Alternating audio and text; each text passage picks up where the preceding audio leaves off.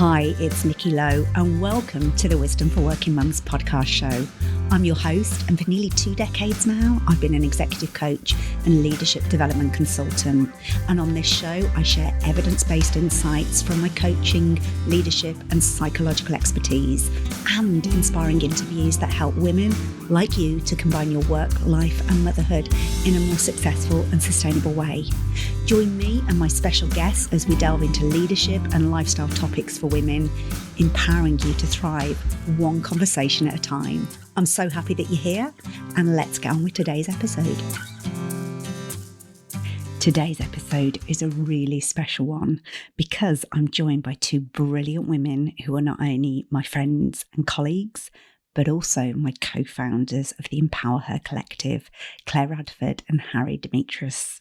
Between us, we have more than 50 years of combined experience in leadership, psychology, and executive coaching, and we've spent our careers helping leaders reach their potential. But time and time again, we've seen the same patterns. Incredible women with talent, drive, and capability, still battling systems that weren't built with them in mind. So we've decided to do something about it. We came together to launch the Empow-Her collective, and right now we're running our first piece of research looking at the real challenges senior women face in leadership today and what kind of development actually works. So in this conversation, we're going to share why we started this collaboration, why we feel this work's more urgent than ever, and what we hope to learn from the incredible women who take part in our research.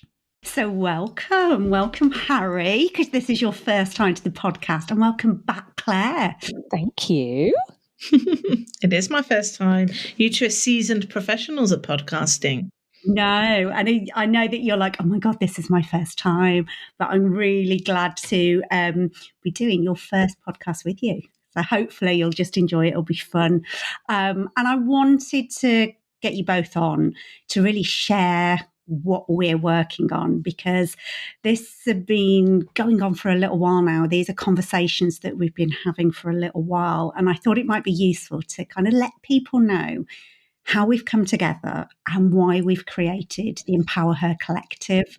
So from your perspective, because I can share mine, but I always think it's like interesting to see our different perspectives. So Harry, let's start with you. From your perspective, how did this all kick off? It actually kicked off over lunch with you lovely ladies. We've all been working to some degree in leadership and coaching in lots of different ways for number of years. I think we've got something like 50 years between us, Nikki, you were saying.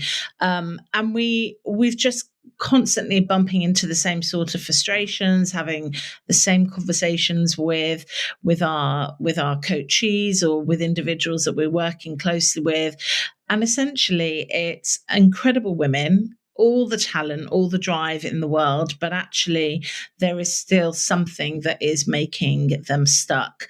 And we were having some conversation. We thought, why are we not doing something together to join forces and just, make some changes. I couldn't have said it better. And I think, Claire, we actually connected through Harry, didn't we? So we all work for the same consultancy company, and over the years of kind of our paths have crossed. So Harry, you and I worked together on a program and got to know each other that way. And then you were like, you need to meet Claire. And so we've got you to thank, Harry, for bringing us all together. Well done, Harry. Well done. And I actually met Harry. So we did work at the same consultancy, but then I like to say to people, Harry saved my life. So overstatement. I was in-house working in a different organisation, and I was having a really tough time with a senior female leader. And I reached out to Harry to be my coach. So it was a professional relationship at that point. I was Harry's client. And she coached me through this extremely difficult period of my career and helped me to realise that what I was experiencing was bullying, was gaslighting, and that I needed to get out and make a change. So I genuinely credit Harry with, helping me get out of a really dark place. And likewise, she said, you've got to meet Nikki. So it was like a coming together of minds when we finally had that lunch.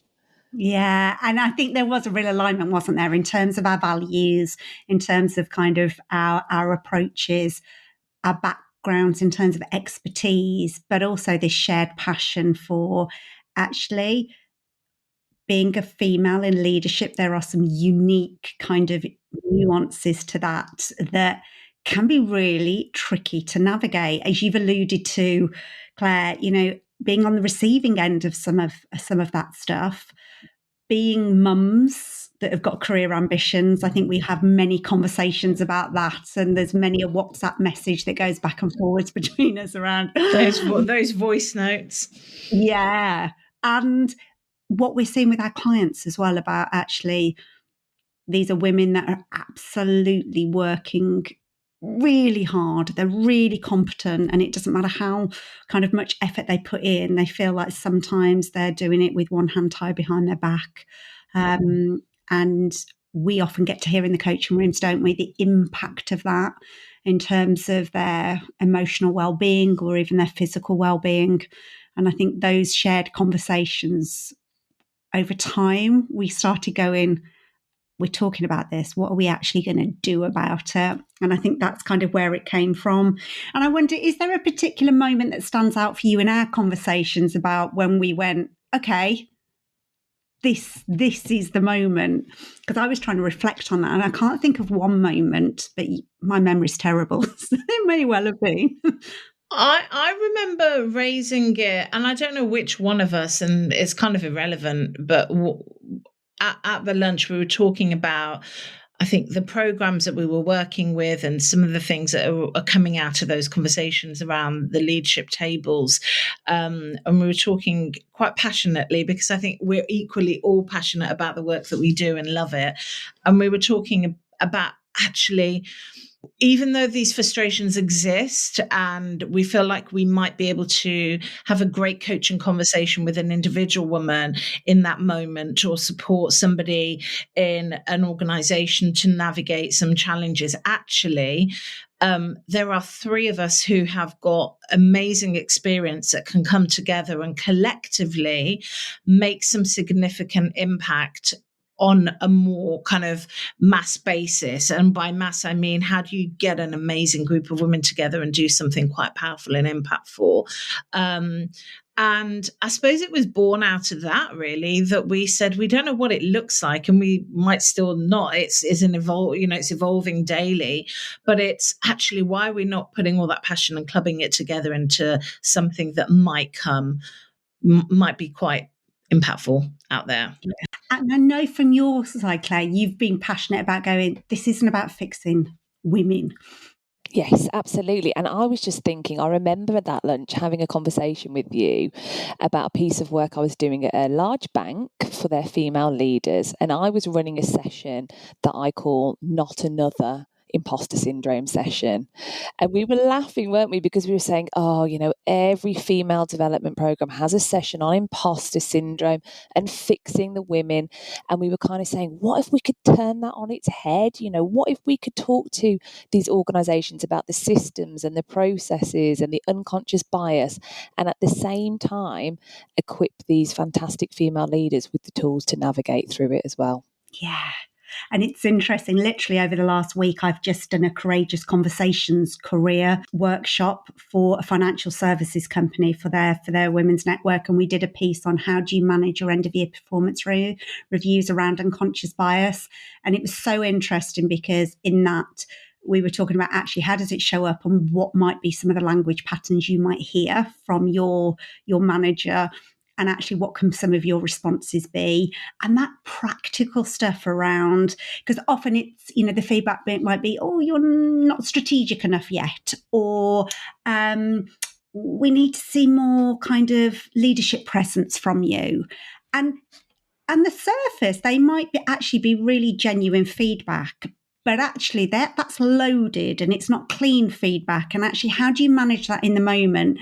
Because as we know, we're seeing in the statistics, aren't we, that, still not enough women are getting to that top C-suite level. Or if they are, it's more in non-exec director positions where they might be making up the numbers, but they're not necessarily making the strategic impact in the way that we know that they can and are hugely capable to do. And that kind of feedback can really be kind of breaking that rung on the ladder to get there. It does. And, I promise that we didn't plan this in advance, but I was just reading some research that has come out. This company looked at 25,000 performance reviews. And what was really interesting is that 3/4 of the women received negative feedback in their performance reviews, and just 2% of the male counterparts did. And what was driving that? It was comments about their personality, their social impact, their soft skills, whereas the men were just rated on how they did their job. And as we know, comments about your personality are totally inactionable. What am I meant to do about my tone, about my Brummy accent, about whether people like me or not? We're not helping women to do well, and we can see unconscious bias coming through en masse. So I think you're right. How do we help women recognize that, first of all, that that's not okay and that's not usual, and then how do you deal with it and challenge it in the right way? And I think there's something about how do you raise those conversations in organizations where that is no longer the norm, that why is it okay for those behaviors, and therefore the conversation shouldn't be about somebody justifying that kind of feedback to somebody, but actually let's be a bit more thoughtful and useful in the feedback that we're giving to people, because it's just become okay, and it's not okay. And knowing that there are many managers out there that, I mean, we've all got unconscious bias, haven't we? So it's like, it's not some people have got it, we've all got it, but it's just to what degree and in what areas. And a lot of those managers are very well intended. They have no intention of actually kind of that showing up and having that impact. So part of it's just an education process as well, from a system perspective, isn't it? From an organisational perspective, but also empowering those individual women that might be on the receiving end of that in the moment about what's the tool that I can pull out right at this moment that helps me navigate this in a really productive and constructive way. And I suppose those were the kind of conversations that we were having. And then earlier this year, we hosted a brunch, didn't we? I wonder if you can kind of speak to that experience. I can tell, I can start. I mean, it was an incredible day. We decided to, I suppose, just bring some incredible women in our network in to have what we like to call a kitchen table discussion, which I suppose is what we're having now. And we refer to that a lot. Nikki, you introduced us to this notion of it from, I think, Michelle Obama book that really inspired you, and it stuck with us, I think, throughout. And, we hosted it at the Ivy in Birmingham. So it was a beautiful brunch. It was a stunning event.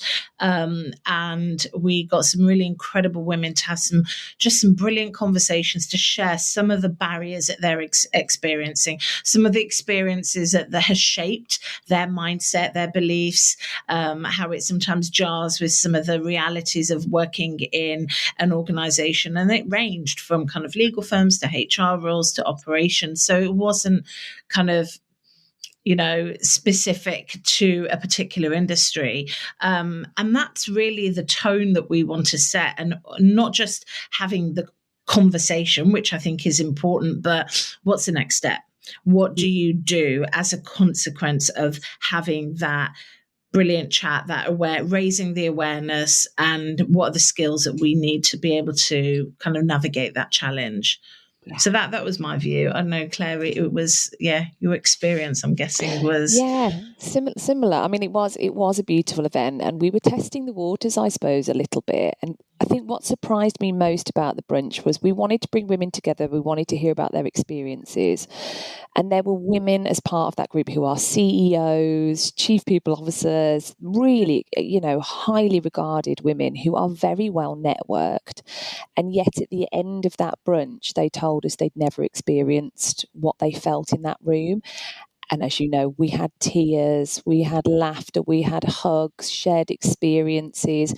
But the difference was they felt safe, and they felt safe to be really vulnerable, because I think we helped to set the tone with that a little bit. And I think that is so important. So often with things like networking and leadership development, it's about pumping people full of skills, but also we need to give them space, and safe space at that. And I think that kind of blew my mind as well, because I suppose what we probably take for granted is we've spent decades honing the skills of creating environments where people feel safe to show up, have the conversations they need to have, and do that internal work so they kind of walk away with a shift. And I think what we saw in that room is very quickly that, you know, the utopia of psychological safety starting to be established. And none of us, I don't think, were expecting it that quickly. But I think there was something about the quality of the environment that was created. And it was all co-created. We can't take the credit for that because each of those women kind of showed up and contributed to it. But I think what I saw was the mask dropping of like, I've got to hold it all together. I've got to look like I am strong, capable. I'm spinning all the plates and none of them are dropping. And just to be able to drop the mask and go, this stuff, it's, you know, I'm absolutely capable, but it's a heavy weight to carry. And sometimes that weight I want to put down and just talk about it, and without judgment and without fear that I'm going to be negatively appraised for kind of going, this stuff's not easy. And I think those were the quality of conversations that we saw, and how valuable, as you say, people went, we've not experienced that. And I think it was the speed at which it happened as well, and the depth that we went to very quickly. That I think surprised us, but was like reassuring us that actually this is what's needed. This is, if we can create more of this. And I suppose from there we started going, well, okay, then let's start to put together a female leadership development program. And we've got some great ideas based on kind of experience working with world-class organizations and in world-class kind of consultancy. But I think what we were very keen to do was make sure that we're creating something that's absolutely going to hit the mark for people. And so we decided to create this piece of research. So I wonder, kind of, Harry, would you mind kind of sharing your thoughts on how this came about?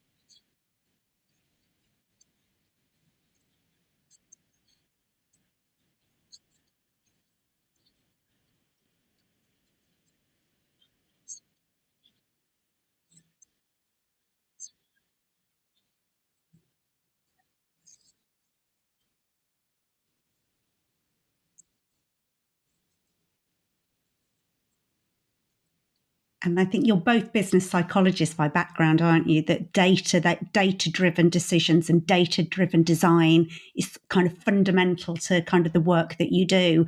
Obviously, I haven't got the psychologist background, so I've really appreciated seeing that kind of robustness that you bring to everything that you do, and then that kind of design mindset. And I think that when we were having these conversations about, so why don't we do this? We know that there is a need for something different.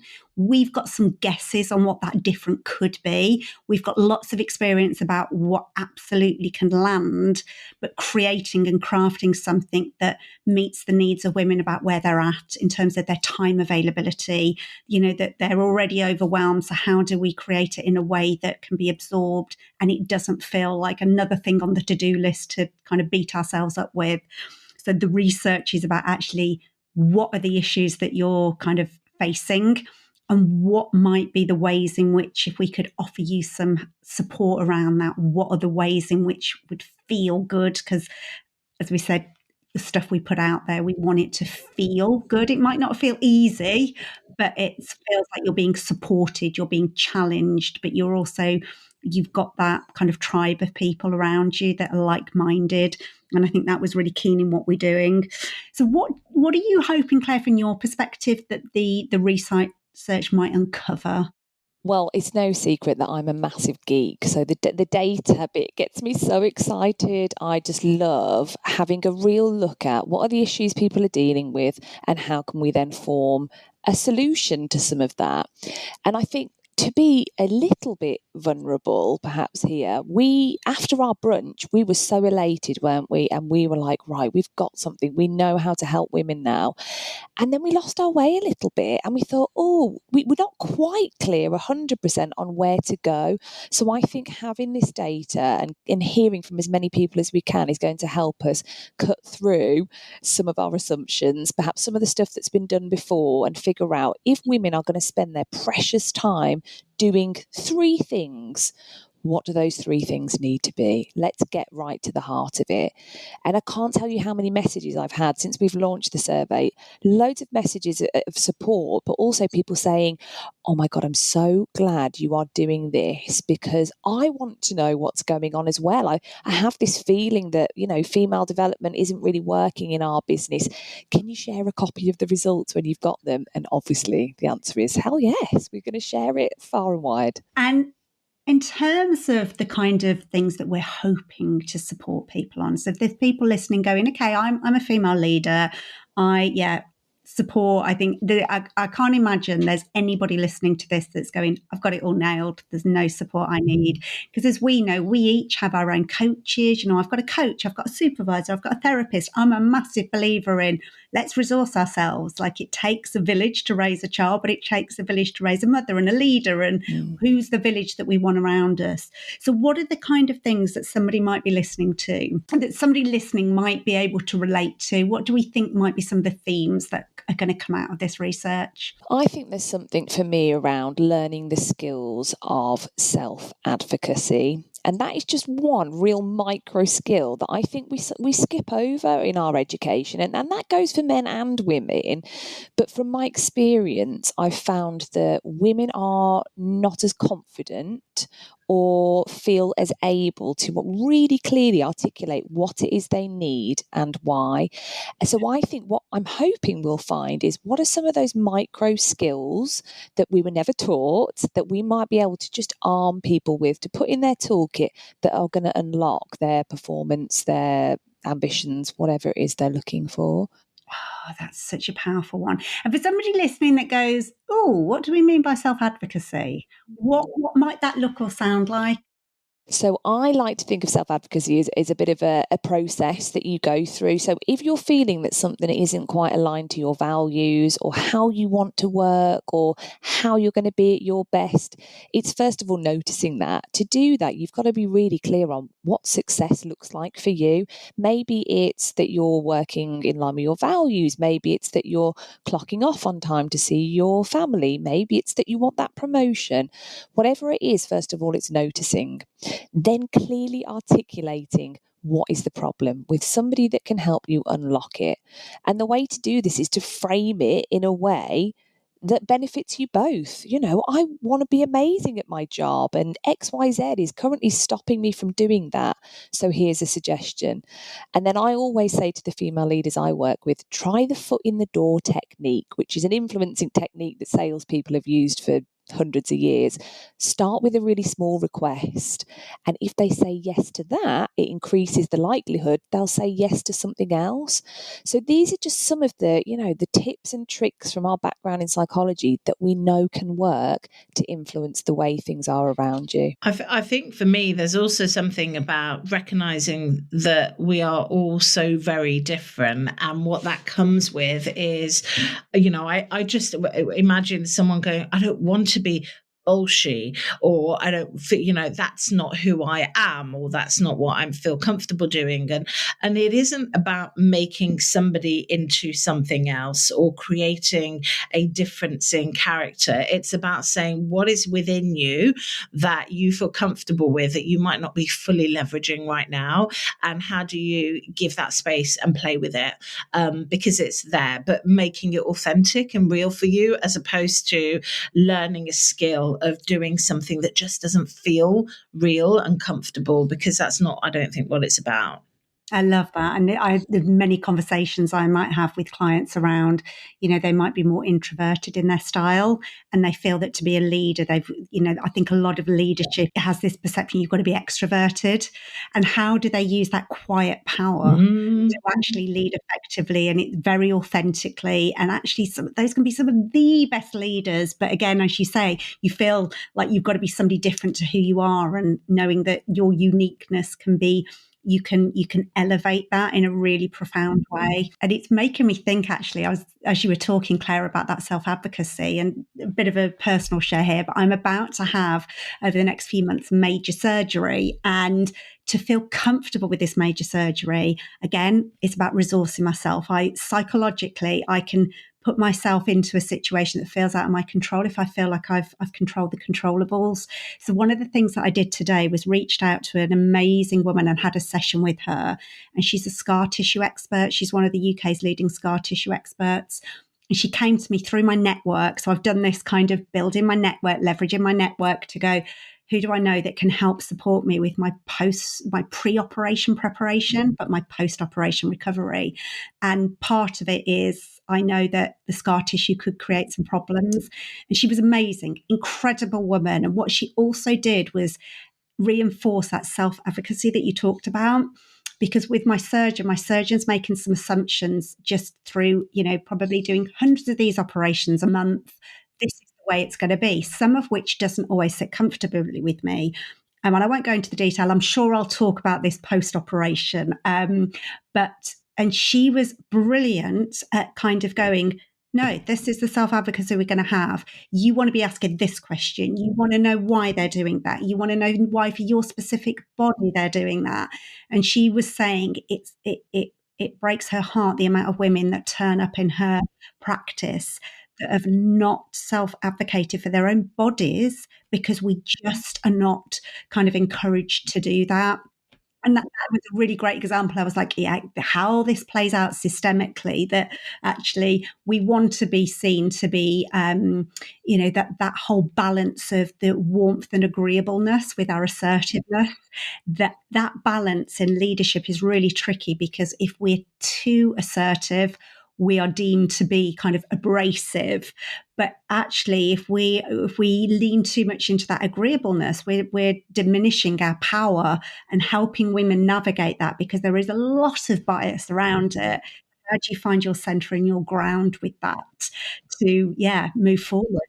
Your example there with surgery is so powerful, but I'm also thinking about the parallels in the business world as well, because one thing we've noticed in the survey results already are women that have reached out to us afterwards and said, it's only through going through the process of answering your survey that I've realised something isn't okay or isn't normal. Things that we've just accepted as okay and natural, being talked over, being sidelined, being passed over for promotion, getting very personal feedback in performance reviews, until you are forced to write it down in black and white, you just normalise it. And we do. So sometimes, Nikki, you need to reach out to your network. You need somebody who's a bit more distanced from the situation to hold up a mirror and say, oh, is that okay? Should you be okay with that? Or should we be challenging some of this a bit more? Yeah. And to not validate it by just swallowing it as the norm, because I think we can all share experiences early on in our careers where we've had particular, situations that have led us. I know that I would consider myself quite a bold person, naturally. But when I look back to my early careers, when I would just swallow it, not say anything, absorb it, assume it's me, or that's okay because that's how we do things. And it isn't until you offer perspective on your own experiences that you go, hold on a second. No, it's not as simple as that. But I also think that's the power of having like-minded people around you that are not in your, what I would call in your system. So they see it with a different pair of eyes. And as we know, that's the power of being coached, and having coaching is somebody to go, actually, let me just stop you there. Like, I'm noticing this pattern, or I'm noticing this is going on, and almost switching off the autopilot of just as brushing it under the carpet or sucking it up or whatever it might be, to kind of go, okay, yeah, that is true. I've not seen it that way. As you've said, Claire, in your experience having coaching from Harry, the realization, oh my God, this is bullying. It's not me being weak and incapable. It's this is happening. And how many client conversations have we had where we've had to kind of hold the mirror up and kind of go, just have a look at what's going on here and step outside to almost be that bird's eye view of, okay, yeah, I wouldn't necessarily accept this for a friend, or I wouldn't accept it for my daughter, but actually we want to be strong and capable, so we do just suck it up. It just reminded me, sorry to interrupt, but I'm working, doing some work currently for a bank in fintech, supporting kind of founders to really drive their business forward. And actually one of the guests, there was two female speakers who came and did a session with the group earlier in the week. They've got an organization who they run accelerator programs for fintech founders, but specifically for women. So we engage in the conversations around actually what are you noticing about women founders, and how is that different from the room here, which is a little bit more diverse, not so much, 2 out of 10 men, 2 out of 12 men, a female, sorry. But they were saying, well, because actually the facts tell us that for a female founder to go and raise capital for her business, they are not as successful as men. It's as simple as that. And therefore, how do you, with all of the other biases around in the systems and the challenges and the complexities, how do you go in and raise some serious funding for your organization when you're having to work a lot harder to even get your foot in the door? And so they run this accelerator program for women specifically on that basis, which I thought was also interesting, because it kind of plays into this notion that, well, facts are telling us that women founders are struggling to get their foot in the door. And it's harder for all founders, but why for women? So I think it covers all industries, all levels, in different ways as well. Yeah. So obviously we've got this research that's out there at the moment, and we would love, if you're listening and you would like to give your voice to this, we would love to get your insights, because the more voices, the more kind of breadth and depth of experiences we get represented in this research, the more we'll be able to kind of share the output and share kind of the next steps in terms of what we see as the potential solutions to this. So I'll drop that survey link in the show notes for people, so you'll get access to that through the podcast. But you can also go to Empow-Her, so EMPOWHER, Empow-Her collective.co.uk, and on that website, you can get on the wait list for the research results, and you can find out a bit more about what we're doing. But for people listening, what kind of message would you like to leave them with? Perhaps start with you first, Claire. Oh, great question. I think it is just pay more attention to what is going on around you. Don't just accept things at face value. Question everything, and form a really strong network of people that you can check in with, either for support or to hold up that mirror. We've talked about that today, and I do recognise that it's quite a privileged position to be able to have a coach, and for some people even to have a mentor. But everybody can have a buddy at work. Everybody can have someone that can just help them work through things and hold up that mirror. And I would really strongly advise everyone to do that. How about yourself, Harry? I think mine probably comes from a space of doing so much work in the leadership space that, my hope is always, how do we create more human leadership, more balanced human leadership? It's not just for women, it's actually for the benefit of all leaders. When you create systems where women can really thrive, women can succeed, actually you're making leadership better for everyone. And so it's around kind of, we want to really simply listen to women's lived experiences and then build that development and structure that is going to work better for them and for everyone. So that's the hope. Yeah, I love that. And I think from my perspective, leadership is getting more challenging, full stop, for everybody, whether you're male, female. It is the complexity, the ambiguity, the speed of change. It is getting harder and harder. And I think that means it's harder for us to keep our centre in all of those gravitational pulls. And we know that there are different and sometimes more challenging gravitational pulls for women. And I think what we wanted to come together to help women kind of find their centre, find their kind of their unique natural power in all of that, so that we're not feeling so crushed. As all leaders are. Like we also work with a lot of male leaders, and I think we would before we hit record, we all said, men are struggling. That's not, but we think we've got a unique kind of experience, perspective that can help specifically women in developing this. And so our hope is the research is closing mid-November. So if you're listening to this podcast after that date, you will, if you head over to the website, as I said, empowerhercollective.co.uk, you can get on the wait list. The research is going to be launched in January 2026, and then you'll see us move forward with more kind of solutions to support you. So we would love to have your kind of voices and lived experience into the survey. But if you listen to this after that date, you can get access to the results, and follow us for what we've got coming up.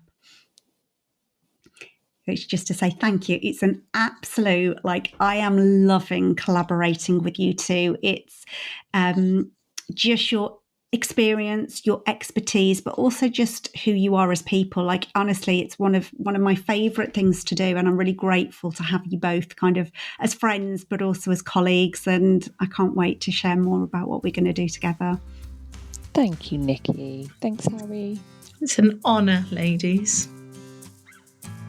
If you've enjoyed this episode of Wisdom for Working Mums, I'd love for you to share it on social media or with the amazing women in your life. I'd also love to connect with you, so head over to luminate-group.co.uk where you'll find ways to stay in touch. And if this episode resonated with you, one of the best ways to support the show is by subscribing and leaving a review on iTunes. Your review helps other women discover this resource, so together we can lift each other up as we rise. So thanks for listening. Until next time, take care.